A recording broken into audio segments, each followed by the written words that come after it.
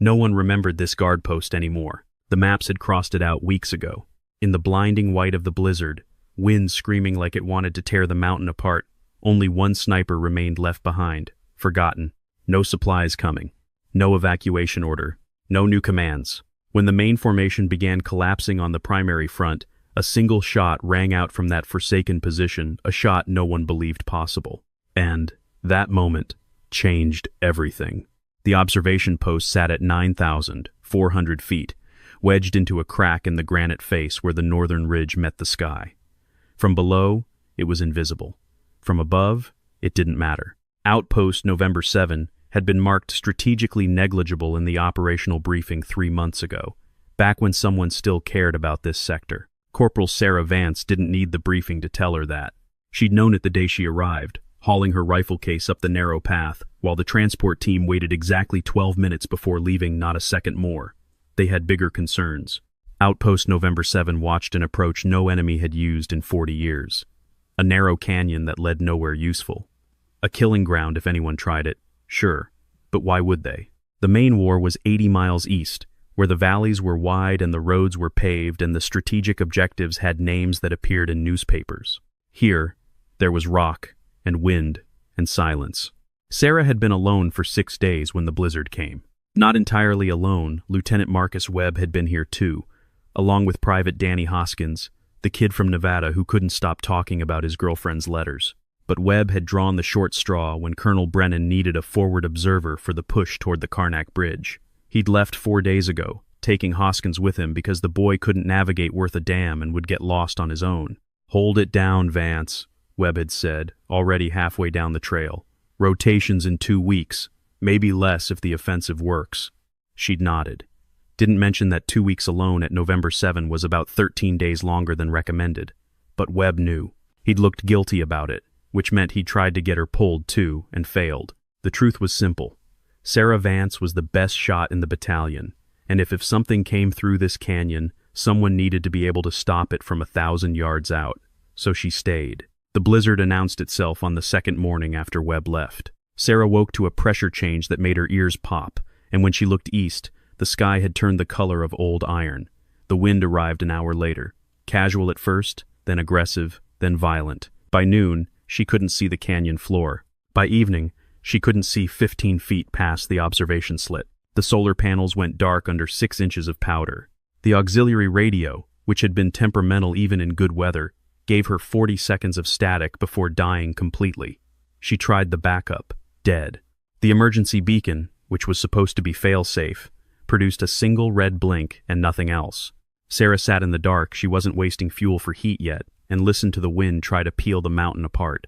On the 3rd day of the storm, she checked her supplies. Rations.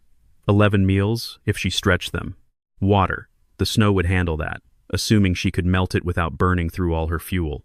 Ammunition. 4 magazines for her sidearm, 8 for her rifle. 200 rounds, give or take. Medical kit. Intact but limited. Flares. 6. She wouldn't need the flares. No one was coming. The realization didn't hit her all at once. It crept in slowly, the way cold does. She'd been in tight spots before 48 hours pinned down outside Haldron, the night patrol that went wrong near the Vorsak Dam. But those had been temporary. Someone always knew where you were. Someone was always coming. Here, she wasn't even on the updated maps anymore. When Command had consolidated the northern sectors, November 7 had been marked for decommission, just later, after the current offensive, after the rotation, after someone had time to care about a useless guard post on a ridge that didn't matter.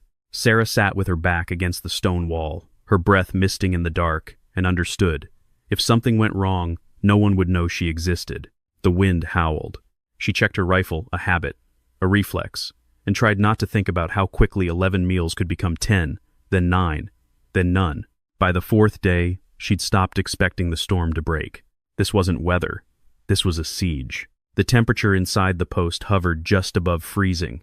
Outside, it had to be 20 below, maybe worse with the wind. She burned fuel sparingly, 2 hours of heat in the morning, 2 at night. The rest of the time, she stayed in her sleeping bag, conserving energy, conserving everything.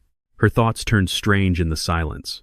She thought about her sister, Rebecca, who'd sent a letter 6 weeks ago about starting nursing school. She thought about the instructor at Fort Mercer who'd told her she had natural patience, which was code for "you don't panic." She thought about the day she'd volunteered for November 7 because it had seemed quiet.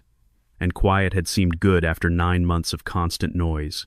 Be careful what you wish for. On the 5th day, Sarah made a decision. She would stay until the rations ran out. Then she would descend, storm or no storm, and try to reach the supply depot at Kessler Point, 18 miles southwest.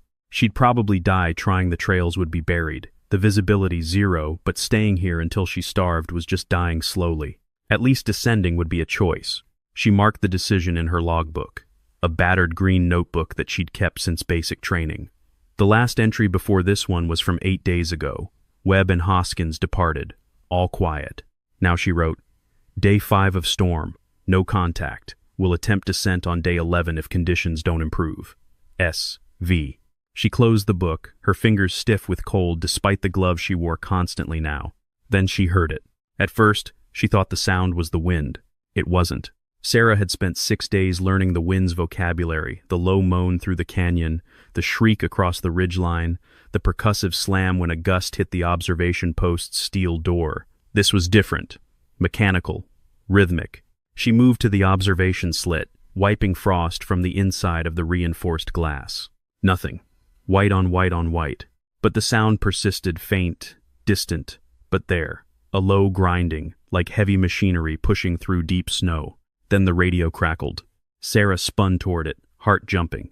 The backup unit, dead for 3 days, suddenly sputtered to life with a burst of static. All units, this is Falcon Actual. Converge on Rally Point Theta. Repeat, all units converge. The voice cut out. Sarah grabbed the handset. Falcon Actual. This is November 7. Do you copy? Over. Static. She tried for 5 minutes, but the radio had gone silent again. Whatever brief window had opened was closed now. But she'd heard enough.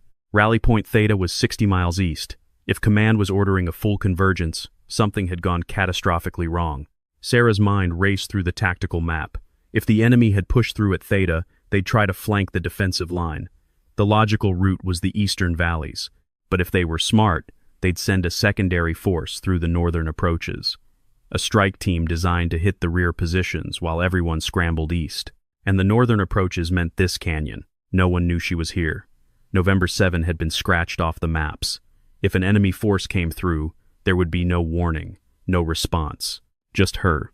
The machinery sound grew louder. Sarah checked her inventory. 200 rounds, 11 meals, 6 flares. If they came in numbers, she was dead. But if they came small, a vanguard team, she might slow them down, pin them in the canyon. She wouldn't stop an army, but she might stop the scouts. Sarah settled into position, rifle braced. She controlled her breathing and let her heart beat steady. Outside, the blizzard erased everything. Inside, Sarah Vance waited. The wind was lying to her. Sarah had learned this over 6 days. Wind didn't just obscure vision, it rewrote physics. A round fired in calm air traveled a predictable arc. But out here, in this screaming white chaos, the wind could catch a bullet mid-flight and shove it 3 feet left, or lift it high, or slam it into the ground 50 yards short of target. She'd seen it happen during a training exercise in Wyoming, a mild 15-knot breeze that had turned expert marksmen into amateurs. This wind was doing 40 knots, gusting to 60. Maybe higher. She had no instruments to measure it, only the way it made the observation post's steel door rattle in its frame like something alive trying to get in. Every skill she'd honed over 8 years meant nothing in these conditions. Range estimation? Useless when you couldn't see past 20 yards. Windage adjustment? Impossible when the wind changed direction every 8 seconds. Elevation compensation? Irrelevant when thermal layers in the storm created random pressure zones that could drop a bullet like a stone or carry it like a leaf. Sarah flexed her fingers inside her gloves. Even that was a problem now. The cold had worked its way deep into her hands, making them slow, slightly numb. She could still pull a trigger, but the fine motor controlled the micro-adjustments that made the difference between a hit and a miss at long range that was degrading. She'd tried to fight it, keeping her hands tucked under her arms between observation periods, doing finger exercises, rotating through her spare gloves to keep at least one pair dry. But the cold was patient. It didn't need to win quickly. It just needed to wait. 6 more days of rations. Maybe 7 if she cut the portions. After that, she'd be too weak to make the descent even if the storm cleared. The machinery sound had faded 20 minutes ago, swallowed by distance or terrain or the storm itself. Sarah didn't trust the silence. She stayed at the observation post, scanning methodically left to right, near to far, the same pattern her instructor had drilled into her 100 times. Nothing. White. Empty. Then, movement. Just a flicker, a darker patch in the white, there and gone so fast she almost thought she'd imagined it. Sarah adjusted the scope, slowing her breathing, waiting. There, 50 yards down the canyon, something was moving. Not one shape, multiple, low, spread out, moving with tactical discipline through the storm. Her heartbeat spiked. She forced it down, count them, assess them, then decide. 1, 2, 3 visible, maybe more behind. Human shapes, hunched against the wind, wearing white winter camouflage that made them nearly invisible. They were moving slowly, carefully, testing the approach. Scouts. Sarah tracked the lead figure through her scope. The range was manageable 500 yards, maybe less, but the wind was still howling, and the target was moving, and she had one chance to make this count because the moment she fired, her position was compromised. Her training said, don't take the shot unless you're certain. Her instinct said, if you don't take it, they'll reach the rear positions unopposed. She settled the crosshairs on the lead scout's center mass and started her breathing cycle. In, out, in, out. The wind gusted, shoving against the observation post hard enough to make the walls creak. Sarah waited for the lull. 2 seconds. 3. The wind dropped slightly. She began to squeeze the trigger, and stopped. The scouts had halted. All of them, frozen in place, barely visible through the storm. They weren't reacting to her. They hadn't seen the observation post. They were reacting to something else, something ahead of them in the canyon. Sarah scanned past them, deeper into the white, and saw it. Not a small element. Not a reconnaissance team. An entire convoy. Trucks. Heavy transports. Armored personnel carriers. Their engines grinding through the deep snow. Dozens of vehicles, moving in a slow column through the canyon, using the storm as cover for a flanking maneuver so audacious it shouldn't have been possible. They were doing exactly what she'd feared, bypassing the main front, using terrain everyone had written off as impassable, pushing through to hit the rear positions while the defensive line was focused 80 miles east. And no one knew. No one except Sarah Vance, alone in a guard post that didn't exist on the maps anymore, with 200 rounds and no way to call for help. She moved back from the observation slit, her mind racing. She couldn't stop a convoy. Not alone. Even if she had unlimited ammunition, even if every shot was perfect, she was one rifle against an army. But she didn't need to stop them. She needed to slow them down, disrupt them, make them think the approach was defended, that reinforcements were waiting, that pushing forward would cost more than it was worth. She needed to bluff. Sarah checked her remaining flares. 6.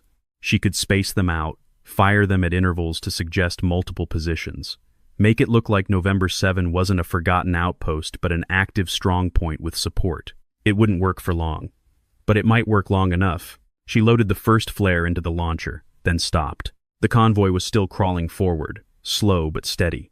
If she fired now, they'd scatter, reassess, and probably realize they were facing minimal resistance. They'd push through with acceptable losses. But if she waited, if she let them commit fully to the canyon, bunch up on the narrow trail where their numbers became a disadvantage, then struck hard and fast, she might make them turn around. Sarah set the flare launcher aside and returned to her rifle. Patience. The natural kind.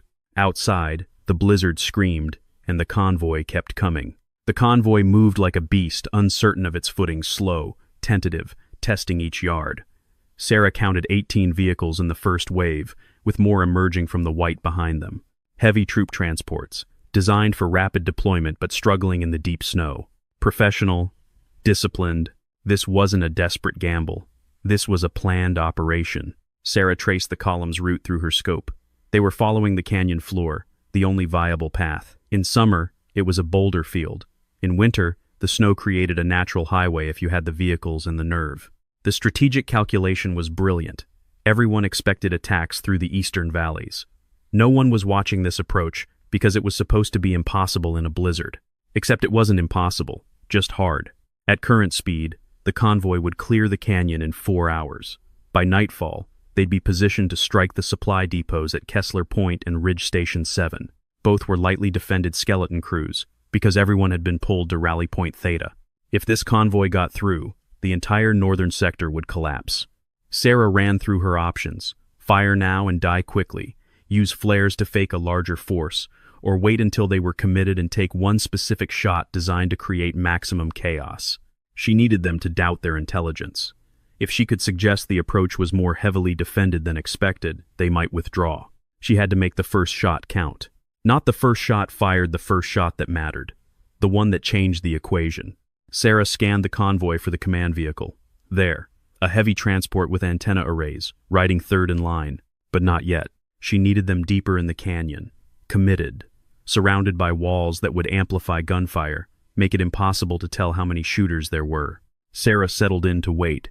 She checked her rifle one more time, chambered around, adjusted the scope. Then she did something she hadn't done in years. She prayed. Not for victory, not for survival, just for the shot to be true. The convoy reached the canyon's midpoint at 16:41 hours.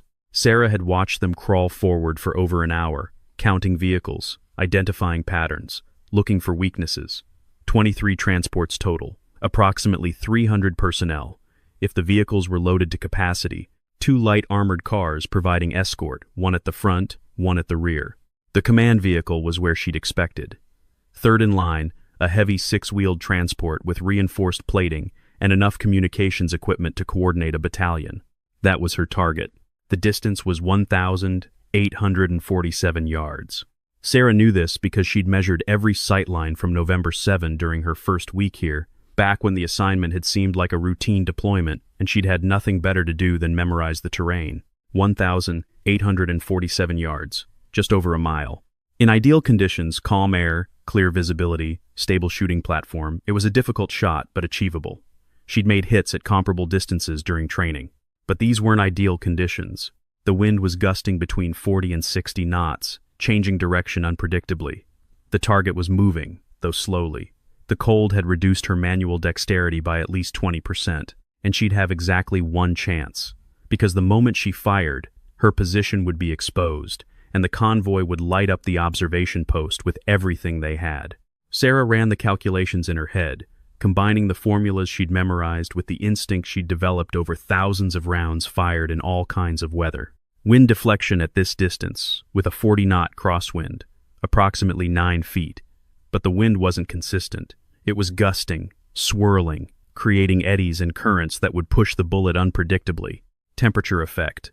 Cold air was denser, which meant increased drag, which meant the bullet would drop more than standard ballistic tables predicted. She estimated an additional 2 feet of drop. Target movement. The vehicle was traveling at maybe 3 miles per hour, but not in a straight line. It was weaving slightly, following the path of least resistance through the snow. Leading the target meant guessing where it would be in the 2 seconds it took the bullet to arrive.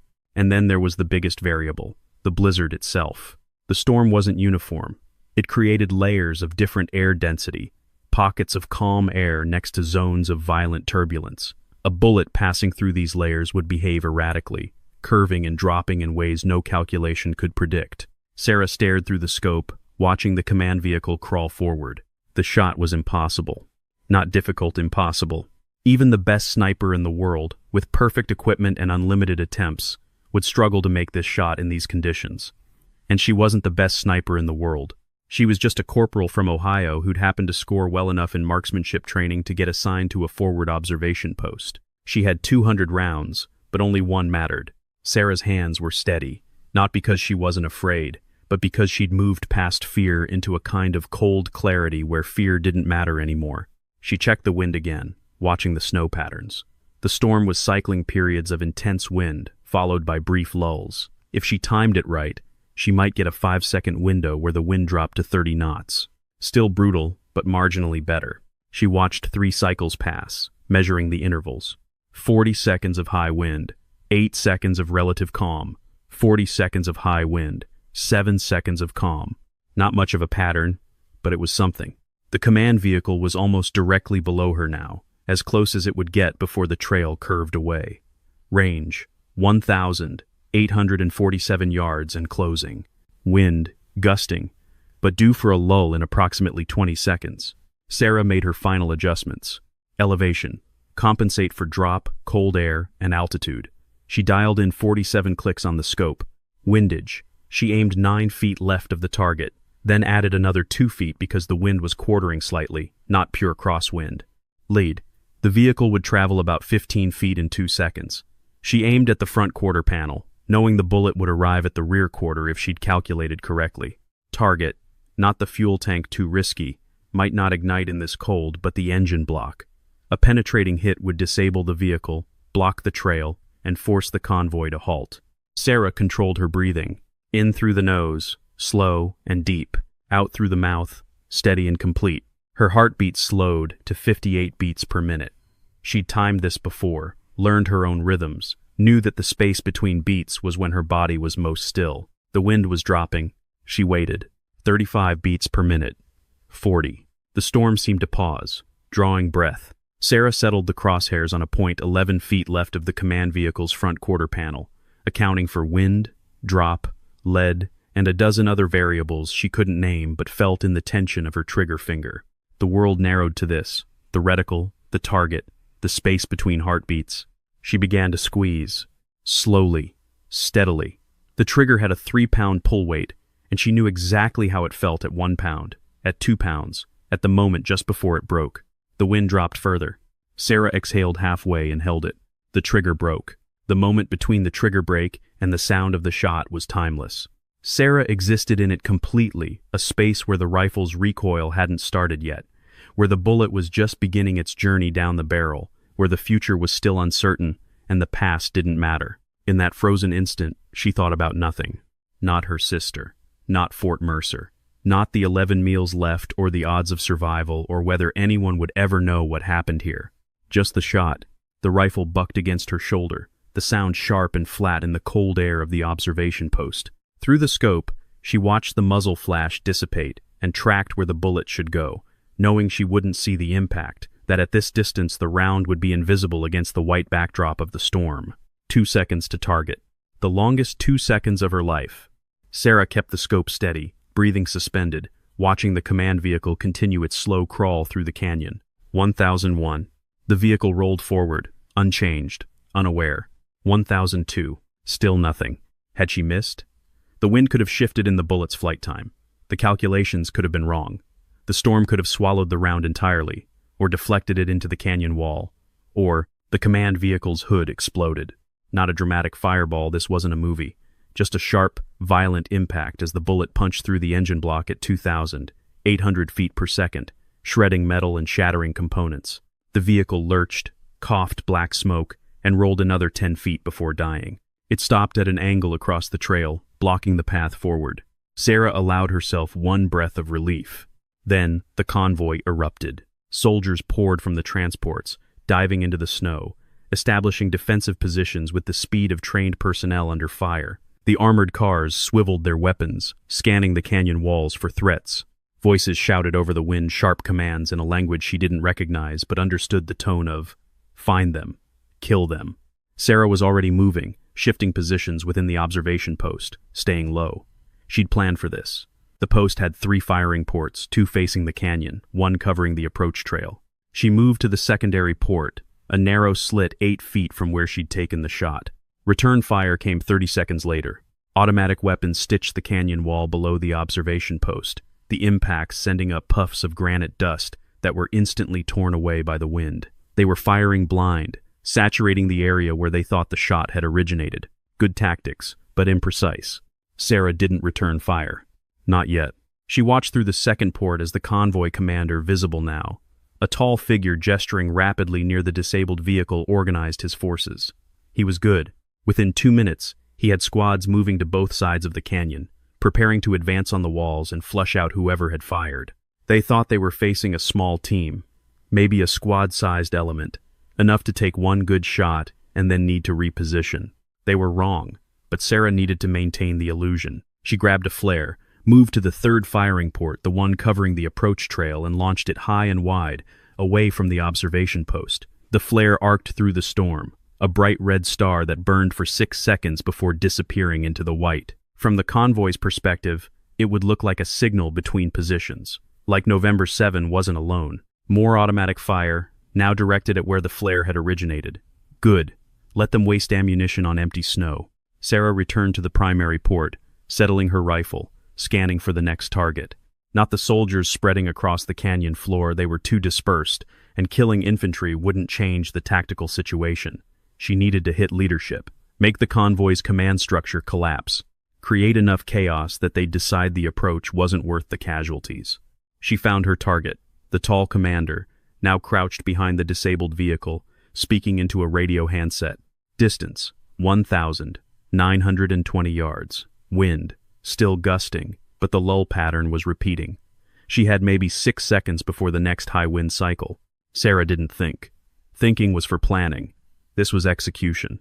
She settled the crosshairs, compensated for the new angle and distance, and began her breathing cycle. In, out. The commander stood, gesturing to a squad leader. In, hold. The wind dropped. Sarah squeezed. The rifle fired. 2 seconds later, the commander went down, hit in the upper chest. Not a kill shot, he was moving when the bullet arrived, and it caught him high and right instead of center mass, but enough to take him out of the fight. The convoy's response was immediate and overwhelming.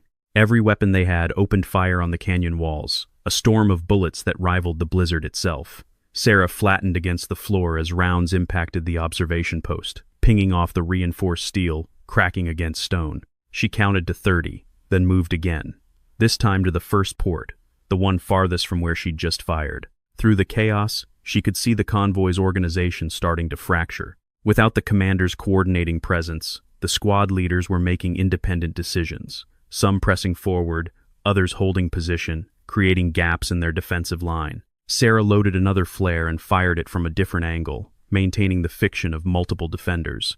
She had 4 flares left, maybe 30 minutes before the convoy either overran her position or withdrew. Everything depended on which choice they made. Sarah chambered another round and waited to find out. The convoy was fracturing. Sarah could see it in the way squad leaders kept looking at each other, waiting for orders that weren't coming.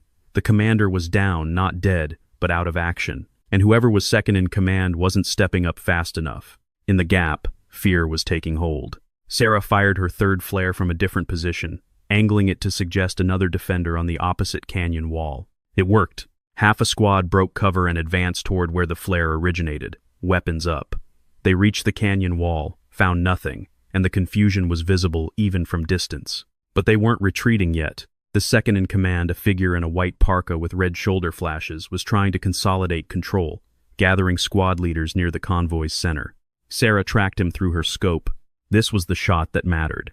Distance, 2,014 yards. Wind, cycling back to high gusts. Target, stationary but surrounded by other personnel. She had one more window, maybe 2.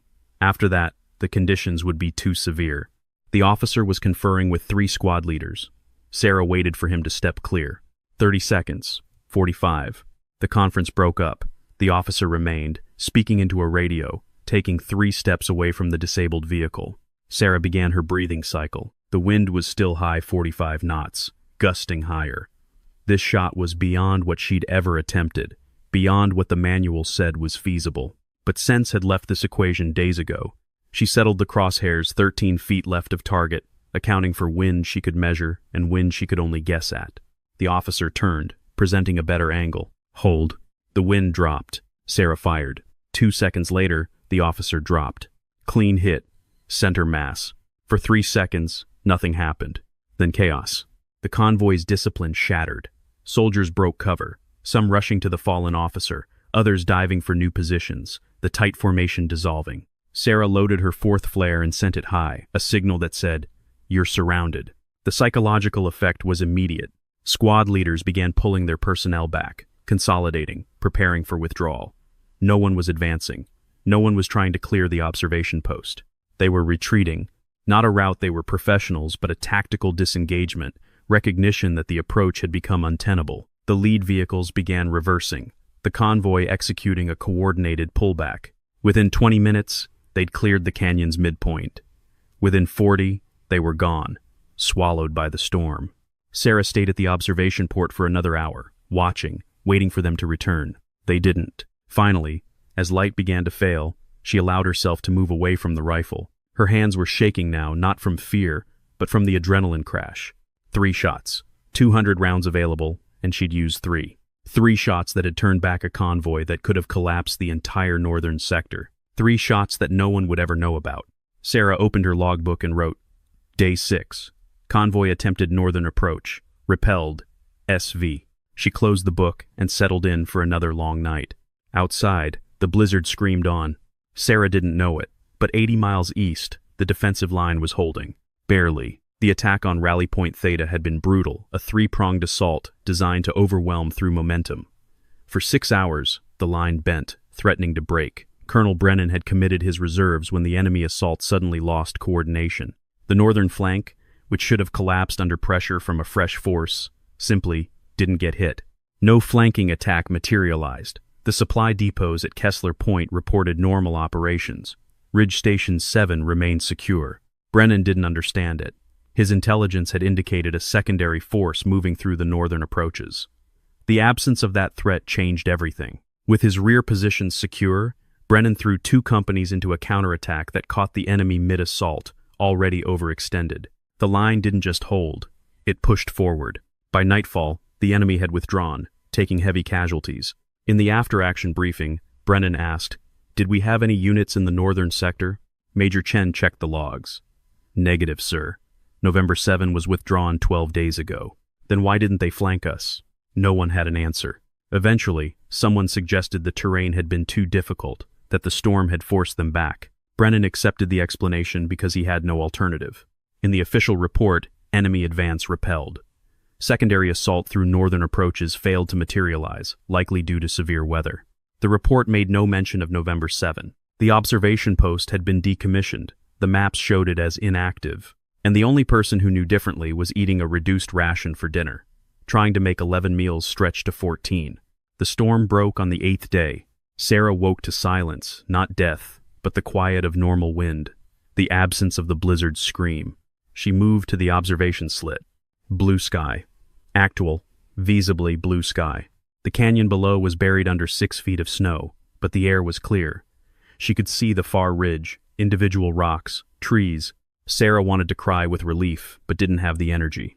She still had no communications, still had 8 meals left, still had a long descent ahead. But at least now the descent was possible. She spent the morning preparing, packing essentials, performing one last check on her rifle. At 13 hours, she locked the observation post door and began her descent. The trail was treacherous, buried, icy, barely visible, but Sarah moved carefully. It took 11 hours to reach the valley floor, another 6 to make it to Kessler Point, arriving before dawn on the 9th day, half frozen and exhausted but alive. The depot's security team almost shot her. November 7, the depot commander said, checking records. That post was decommissioned 2 weeks ago. "I was on the last rotation," Sarah said. "Got caught in the storm. How'd you survive?" "I had supplies. And I waited for the weather to break. It wasn't a lie. Just incomplete." She didn't mention the convoy. Didn't mention the 3 shots. Without communications, logs, or witnesses, it would sound like a story. The commander assigned her a bunk and told her transport would be arranged when roads cleared. Sarah slept for 16 hours. When she woke, there was a notation in her file. Corporal Vance, S. Survived storm conditions at decommissioned outpost, November 7. Commendable resilience. No medal, no commendation, which was fine. Sarah hadn't done it for recognition. She'd done it because someone needed to watch that canyon, and she was the only person there. 3 weeks later, back at Fort Mercer, she heard about Rally Point Theta, how the defensive line had held, how the enemy's flanking attack had mysteriously failed. Sarah listened and said nothing. She knew what had happened, and knowing was enough. Outpost November 7 was officially decommissioned on March 14th. A skeleton crew arrived, dismantled the equipment, removed anything classified, and locked the steel door. The observation post would remain standing too remote for demolition, but no longer maintained, no longer staffed. Sarah wasn't part of the decommission team. By then, she'd been transferred to a training command in Colorado, where her talent for precision shooting could develop the next generation of snipers. She was good at teaching, patient, detail-oriented. Sometimes, during exercises, she'd watch a trainee struggle with a difficult shot and think about the canyon, the storm, the impossible calculation that had resulted in 3 hits from over a mile away. She never told that story. Not because it was classified, there was no record of it happening, but because it belonged to her. The war ended 14 months later. History books chronicled the major battles, the turning points. Rally Point Theta got a chapter well-deserved, because the stand there had been genuinely heroic. No book mentioned the northern sector. No memorial listed the convoy that turned back, the flanking attack that never arrived, the 3 shots that changed everything. But wars aren't won only by battles in history books. They're won by thousands of small decisions, individual actions, moments when someone stands their ground not for recognition, but because it needs to be done. Sarah understood this. On quiet nights, she'd sometimes think about the observation post, about whether the steel door still held, about whether snow still filled the canyon every winter, about whether anyone would ever know. Probably not, and that was okay. The shot hadn't been about glory. It had been about geometry and wind and patience and one frozen moment when everything aligned just enough for an